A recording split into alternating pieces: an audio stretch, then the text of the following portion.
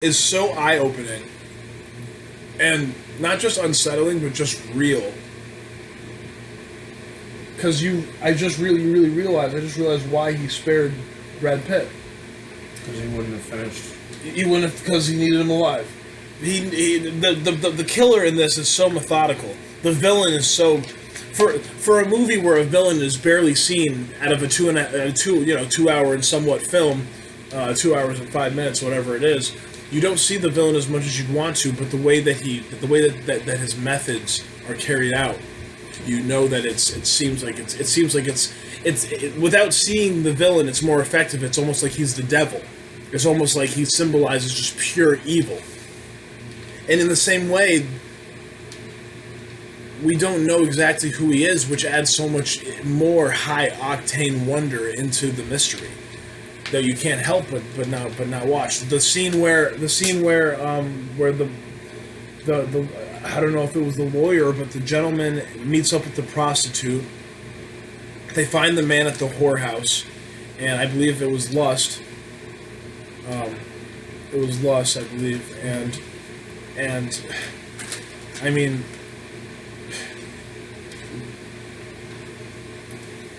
Brad Pitt and Morgan Freeman are interviewing this man, investigating and trying to get evidence. And this man, his sin apparently was lust. He went to a whorehouse, excuse my language, a brothel, and somehow, some way, the murderer found him, uncovered him, discovered him and the whore at the same time, the prostitute, and forces him with a gun to his head, forces the man that went to go see the prostitute with the gun to his head, a businessman, an accountant or something like that, and forces him to penetrate this prostitute over and over again with a serrated dildo. A dildo that is serrated by a blade. Obviously killing, obviously decimating her. And he spares the other man, obviously. He spares the man that he forces to do this to. And that's although that is so gruesome, and I know why people don't want to watch Fincher, and I can't believe we're even talking about it or saying it out loud, but it compares to the way that he spared Pitt. This is a villain that people want to watch because he's so selective. He's unpredictable, and you almost want to say it. This force chooses when or if, to the point that you don't even realize if he is human. You wonder if he's human. Because he's so selective about when he chooses to carry out his reaping. And so, you don't figure out until the very end, after seeing these grotesque happenings, that they're not really getting successful. They're not uncovering anything successful. Nothing is really turning out for them. The case is protracted and longing, and things are totally unbalanced. A man walks out of a cab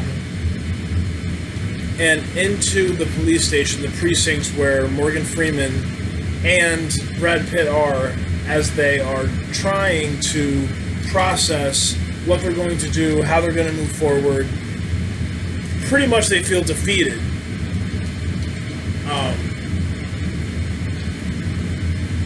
And a man walks in bleeding from his hands and parts of his body, I believe his torso. A bald man, you only see it very well shot from the back of his head, and he walks slowly from the taxi into the precinct, and he says to the back of Brad Pitt, who is such an arrogant character, but we can't help but like him because he has bravado. and he has an element of flair, but we know that we don't know until the end. But David Fincher knows that he's going to hit Brad Pitt. He is going to hit Morgan Freeman like he has been this entire film. He's going to hit their gullible essence, and he's going to hit how naive they are. He's going to penetrate that. And so he says to the back of Brad Pitt in the middle of the precinct in front of everybody in midday with blood spooling from his hands, "Detective." And Brad Pitt says nothing, and they carry on. Everybody in the precinct just completely oblivious to the fact that this man is bleeding in the middle of the precinct. "Detective!" And Brad Pitt turns around. And it's Kevin Spacey. And Kevin Spacey admits to the murder. He admits to all the murders. He lets them take him into custody. Brad Pitt goes wild, pulls out his gun, wields it. They force Kevin Spacey on the ground. Morgan Freeman, they feel like they finally have turned everything around. This is the part in the movie where it's almost like the positive climax. They finally have found the killer. But it's so odd because at the same time, when have you ever seen it before that the killer is the one that finds them? And it's taken this long and they have not found anything. They are defeated. They have tried every single avenue, every single piece of evidence, and yet this killer is so methodical and brilliant that he, as well as he is sadistic and inhumane and disgusting and repulsive in every way, he is able to legitimately counteract the entire situation and take matters into his own hands. He outsmarts Freeman. He outsmarts the grown old black man, Freeman, the aged detective that he is, and he outsmarts the undercover, manly, masculine bravado of Brad Pitt. Let's be real. These characters, both their character foils, both of them are character foils, and the antagonist, Spacey, intertwines and just totally just eradicates them and their motives because of. And I feel like the main point that Fincher's trying to make is that some people you just cannot figure out. Some people you just cannot figure out or understand, and you can't define or justify the reason for their actions.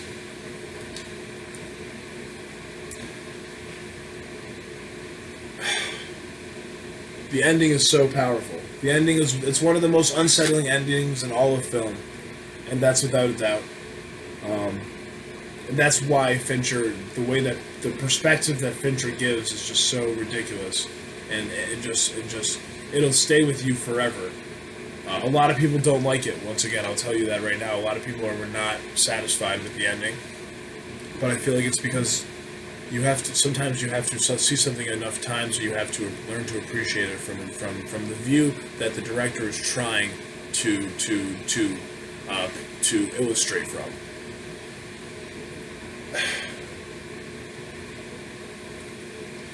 They take this psychopath, they take Kevin Spacey's character out to the site where apparently the next murder, the next final body is.